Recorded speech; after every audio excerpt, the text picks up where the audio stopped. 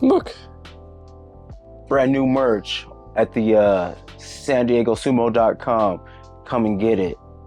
Are you selling these? No. Not at all. I was like, wait, what? No, this is a limited run for Honu Sumo founders and partners. Partners? Your partner. Your partner. Oh, she's a founder. Founder. Yeah. Christina Jones. Yeah. Griffin Jones. Yes. And then we also have Charlotte O'Leary, who won't show her face. Yeah. She says, yeah. Don't know if you guys got that, but she's not going to show her face. You'll hear her voice a lot. If you follow my Instagram, you'll see her. Yes, because love is tight. Love! Oof. All right, so L is for the... we're still in Japan. We are practicing at the Sumo Beya. Can you stop this, please? Why are you doing this? Why?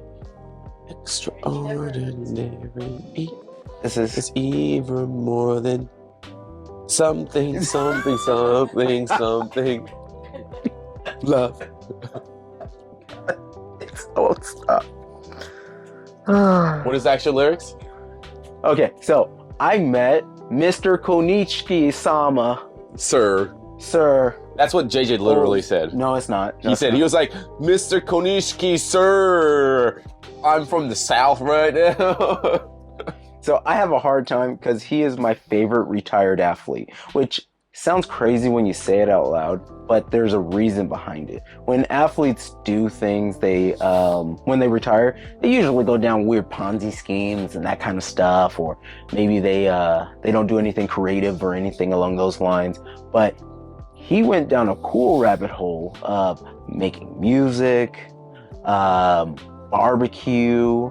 He continues to work in the sumo community. Everything that he's done. Also, his style. His style is flawless. Just absolutely flawless. So, Konishiki, I know you're not going to watch this, but I really like you. You're really rad. And thank you for... brother. Thank you, brother. Thank you, brother. Thank you, my brother, Mengkin. Brother. That's how Konishiki says it. It is how he says it. Yeah. Hawaiian, yeah. Brother. I know, right? But everything he says, it feels offensive. Like when he was doing Have I his ever Welsh said anything accent. offensive to you ever? Brother. And the Welsh stuff that you were doing when you were doing the accent. It was Proper really... Welshman. I'm a proper Welshman. It just hurts me. Yeah, but I speak more Welsh than Charlotte does. So. All right. Well, I don't know if I speak it, All right, but I know more Welsh words. Okay, all right. Now, let's talk about... Actually, well, day 2 training, yes, at Takasago Beya. Yes, okay. Yes, so day two. Same old. We show up there. This time around, Christina was there, which was awesome. We show up and you see Konishiki show up in a van, and he walks in. He doesn't even. This is how you know he's cool, because he walks out of the van straight into the van. And he's like, "Let's go, guys." He doesn't say that. He just literally says, "Let's go, guys." That's it. So, like we're like, oh, Konishiki, here we come. We get in there, we suit up, and there's pressure in there. Because day one was just the Oyakata. Oyakata runs his chill, yeah. He runs it pretty chill, but like you can still see that like it's all serious, right? But when Konishiki's there, it's beyond serious. This is like life or death. And you can feel it. You can feel the pressure of it. You can feel it from all the Rekishi. They all are a little higher up. Their chests are a little bigger, and they're making sure that they're going 100%. They're doing everything that they can do.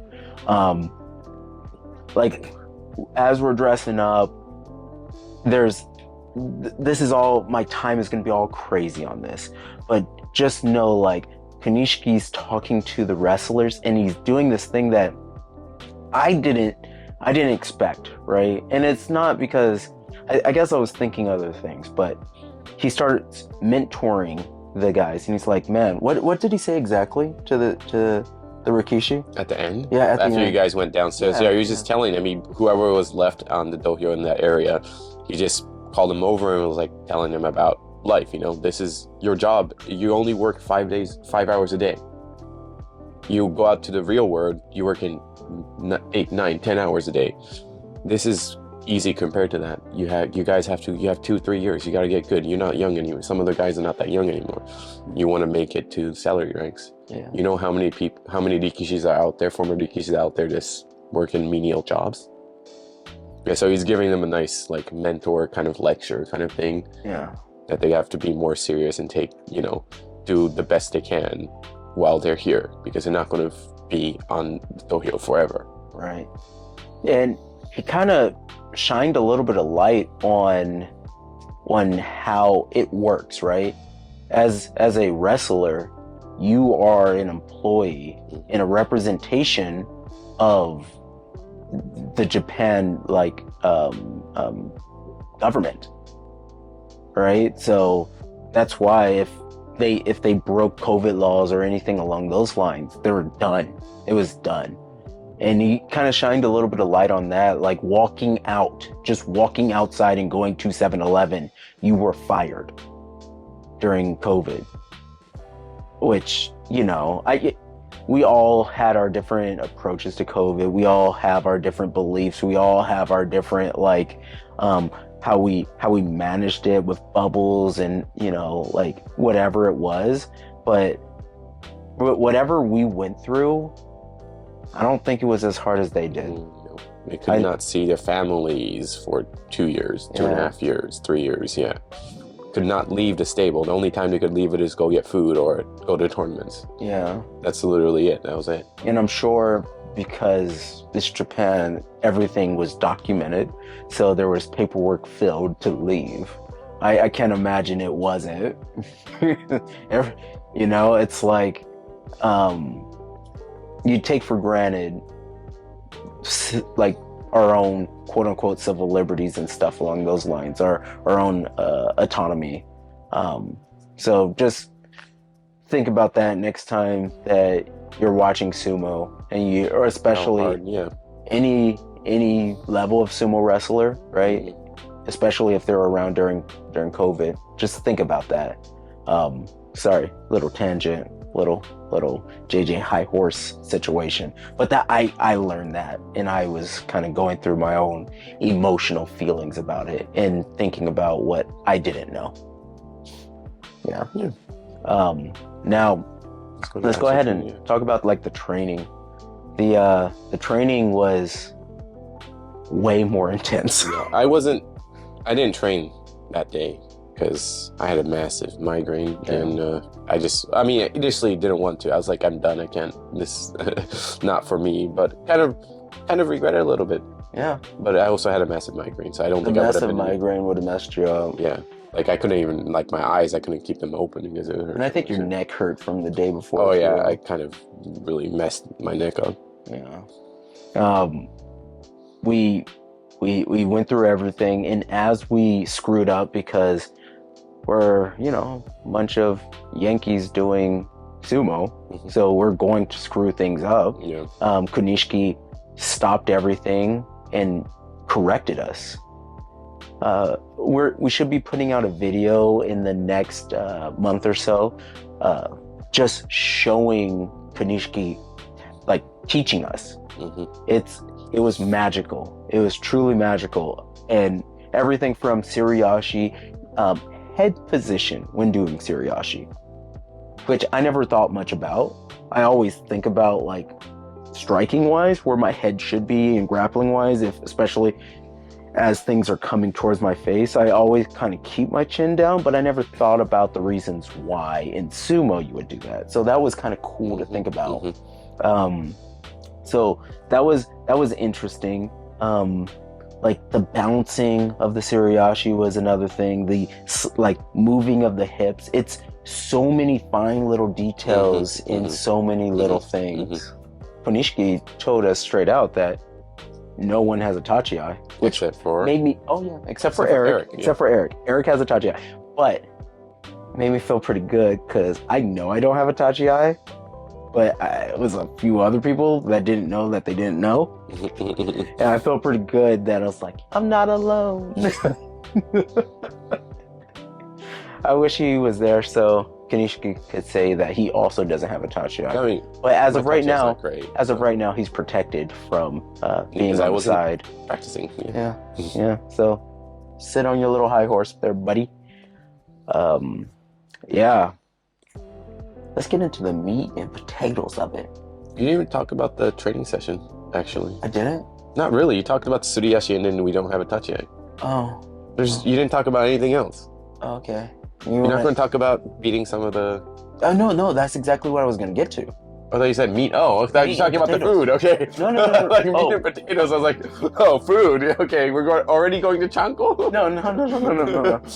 Okay. Yeah. I got confused there for a second. So I was going to skip over like the, like after the Suriyashi and then the Osuke and all of the other stuff. I was going to Ichiyoshi. I was going to get over that, bypass all that into the rounds. Yeah. Right. And this time around, we didn't have Mengkin to kind of ruin it. No, that was not it. Konishiki, so day one, the Oyakata, Takasago Oyakata was like, he was like, I don't want to get my big guys injured with their big guys. So he was like, no, just small guys, you guys go. Right? But day two, Konishiki was there. And Konishiki was like, all of you guys go. And then the Oyakata was like, oh, injury and whatnot. But Konishiki was like, it's fine.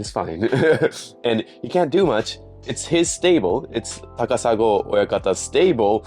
But Konishiki was former Ozeki. Right. So there's the hierarchy. And he's very respected. So there's this hierarchy. He can't really say no. He could say no. But not really recommended to say no. Right. There's no repercussions because Konishiki is not an official member of the JSA. But it's more of respect. Like if you said no to Konishiki, you lose some face. Right. Yeah. Right. Social.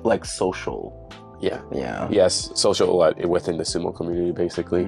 But so the big guys came out too. Yeah.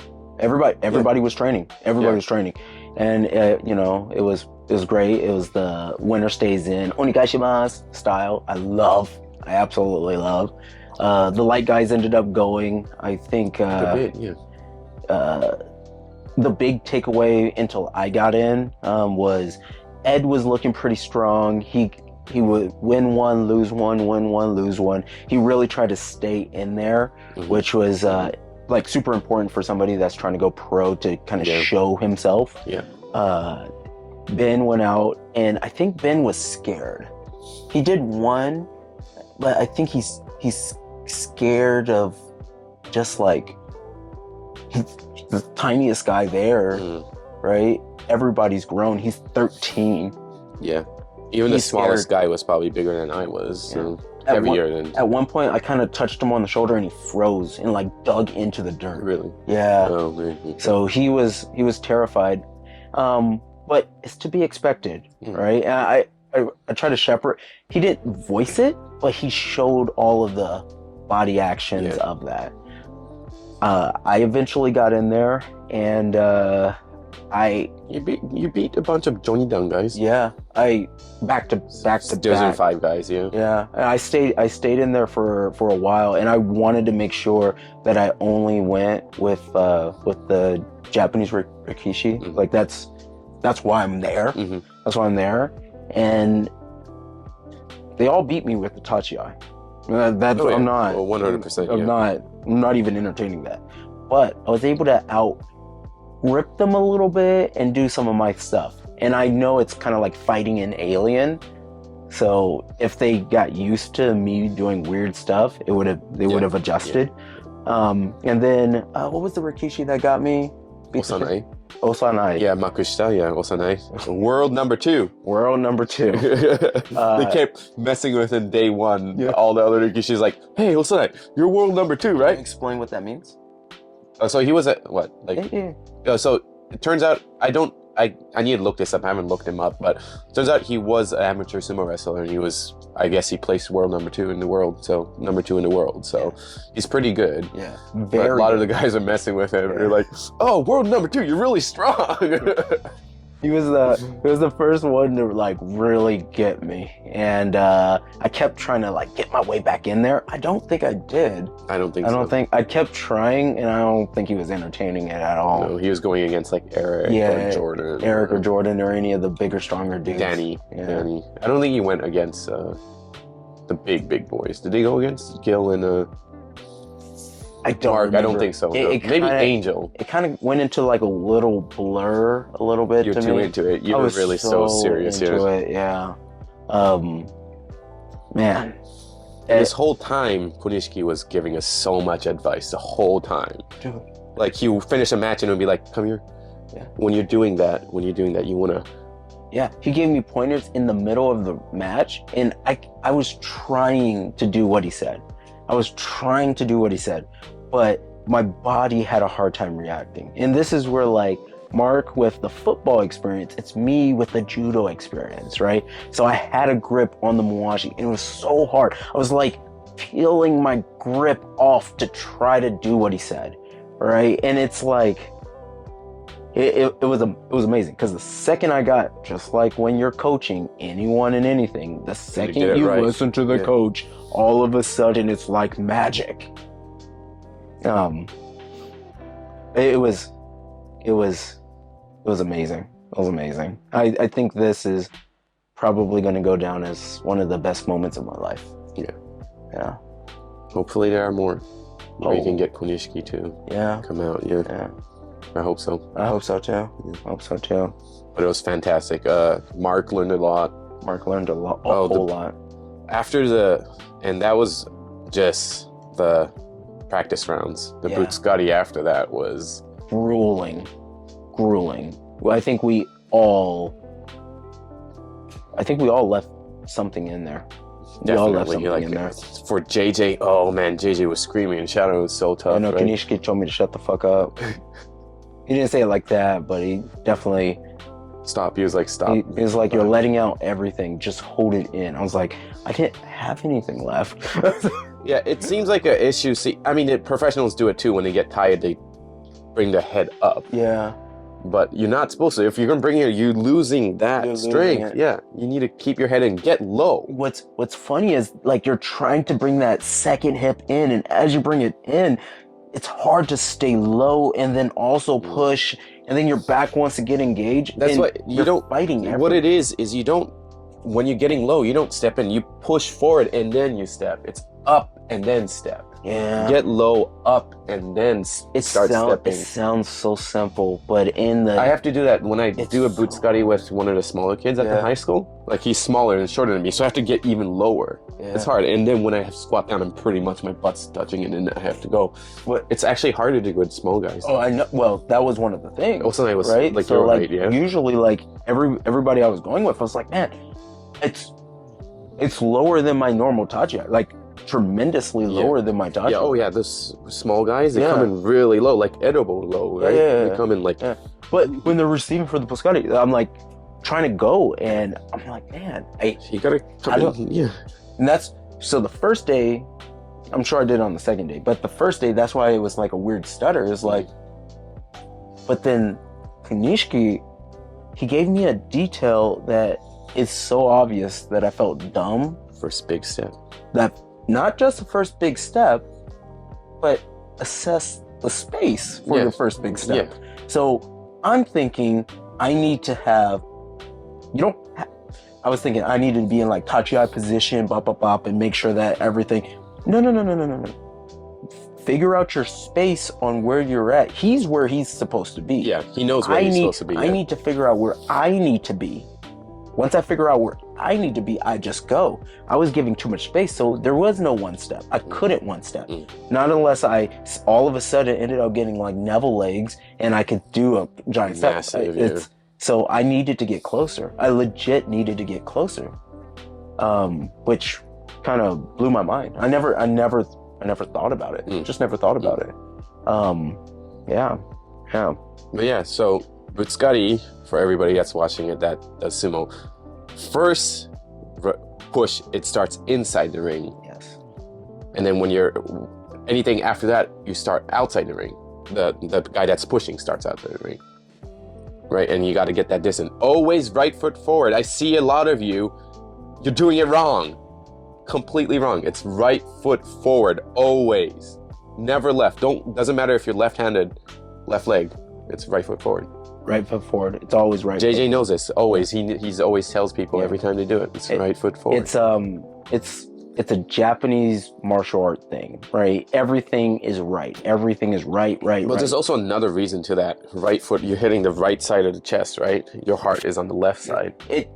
It's weird how everything translates over though. Yeah. Like everything is based on like a ritual of it, but then the ritual is backed up by a physical. Yeah. Right? Like the mawashi, you're wearing your gi, everything has a reason, right? So there's a right way and then there's a wrong way. Try to do it the right way. And sometimes you don't know that you don't know, but it never hurts to ask. Yeah, it's okay to not know. Yeah. Nobody's going to blame you. If you ask or somebody suggests that tells you you're doing it the wrong way, just take it in. Don't try to argue about it because now you know you're wrong. Now you know you're wrong. Right foot forward. Right foot forward. Yeah, and then afterwards we got to walk back up those damn steps. Well, you didn't tell him how hard the Butsukkari was actually. I didn't. JJ was screaming and shouting towards last two. The last fucking four. And you only did 6. I maybe? did 6. Yeah. I did 6, and honestly, I was like, oh, he's only gonna have me do 4 because I measured the pattern. It's like 3 more, 3 more. And I was like, how is there any more?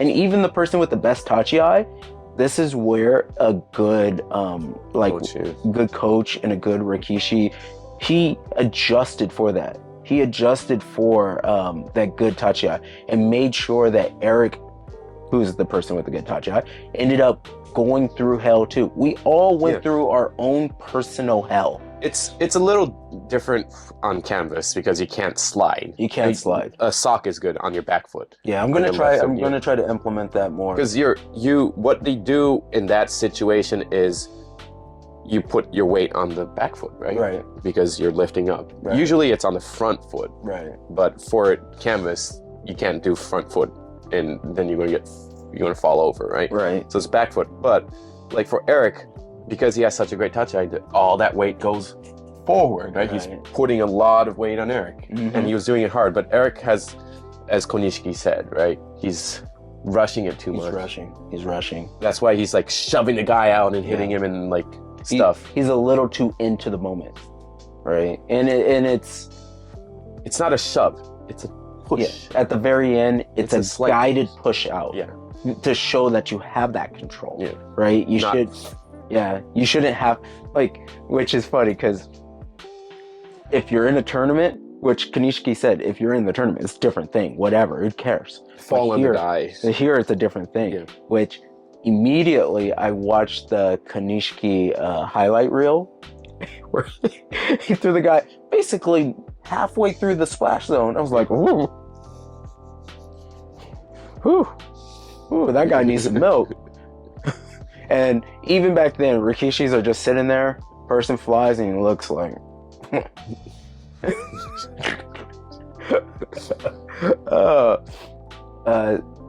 yeah, that was for Eric. Eric was screaming too. Mark died. Mark died. He fell. He died. He fell again. Took him a while to get up. He went downstairs. I think he left a little early before the Shiko. But it's eye-opening. It's eye-opening. That's real Butsukkari. You guys didn't even do amount of the professionals do. Exactly. We had a kindergarten version of it. And even Konishiki said that. Yeah. And it still murdered us. Absolutely killed us. And then I had to walk around town with that, and that sucked for a while. I'm not gonna lie. Mengkin walks fast. I do walk fast. This is a fact. Yeah, I do. Afterwards, We got to like hang out, eat chonkonabe. Well, everybody else got to eat chonkonabe. Unfortunately, there was pork in it. Yeah, there was chicken and pork, and I don't eat pork. I don't dine on the swine, so that was unfortunate. But I ended up eating a bunch of kimchi and natto and a couple other things. I loved it. I loved it. And then they had the like egg. But remember, where did you sit? Oh, so I sat right next to Oyakata and across from Konishiki. Dream, JJ's dream. That was my dream. And I was trying my best not to go full fangirl mode. Konishiki-sama. Sir. Konishiki-sama, sir. Watashi wa. Onegai shimasu, brother-san. I hope that happened, but no, JJ was normal. He was like Konishiki, so yeah, I was able to ask him a lot of like questions that he was fantastic. He answered all our questions. He even asked if we have any questions. This is the time. Yeah, this is the time. And he answered all our questions. I had some questions about like popularity of sumo, and I think in my eyes, sumo was more popular back in the day because I was able to watch it on television. But I didn't account for the internet and how much people are watching sumo. So sumo's way more popular now. Konishiki even says it. Like he's been doing his, which is a good test, is his sumo and sushi. His sumo and sushi is a good test for it, right? And he's able to fill up certain venues based on popularity of sumo and kind of. But he was saying that like even when JJ said it, I was like, look at how many clubs the US has now. There's what, like dozen, like 2 dozen, 3 dozen, maybe even. Somewhere in the 30, 40, at least there. And I feel like there's one like popping up at least day. Like it's close 15, to 50, 20, sub 50. Yeah, there's like 20 that are really active at least. Yeah, and then there's some that are coming up, some that are not so active, but they're a bunch. There are a bunch. Lot. One of the things that he did say, which was eye-opening, is that we have too many tournaments. He did say that. Right. We do have too many tournaments, but a lot of those tournaments are like concentrated in one state, which is Texas. This is true. This is true. There are some other ones that are popping up, right? There's Florida's been doing a few. The Midwest has been doing a few, right? And George Ferris has a great idea about doing like regionals and stuff along those lines, and I really think that that's a good idea. We all have to like really decide on what we want to do with that, but I do think that solidifying an approach, you know, like whatever we do, it doesn't need to be forever, so maybe putting like a time limit on it or something like that, so that we don't get stuck in bylaws and other stuff. Because, you know, federation be federation, you know? Yep. And it's all about whoever gets in there and tries to fuck shit up. Yep. But yeah. It was good. He really talked to us. And he was really cool. Like, he was really chill. So cool. He talked to Ben a lot. He talked to Ben. Dude, him and Ben's interaction.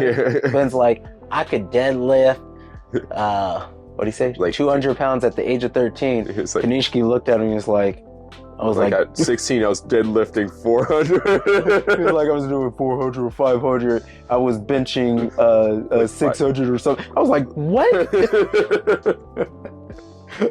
And then Ben finally was like, yeah, I can't do that. Yeah, like, and then Ganeshi's like, eat up. Yeah. Basically, I think he wants to see youth. He really wants to see the youth. Yeah. It's all in the youth. It really is. I really want more kids to start doing sumo. Like seriously, we have Honu has Malik. Malik is really serious, and we have some other kids that are really starting to get into it.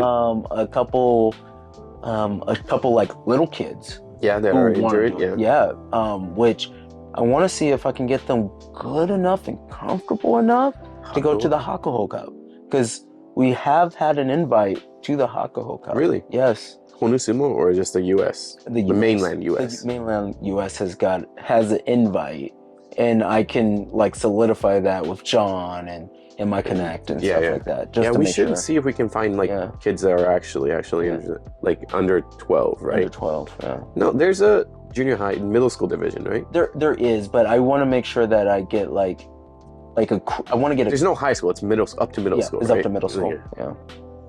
So 15, I think. 15. Yeah. this was the Minimum Effort Podcast. Thank you for watching, everybody.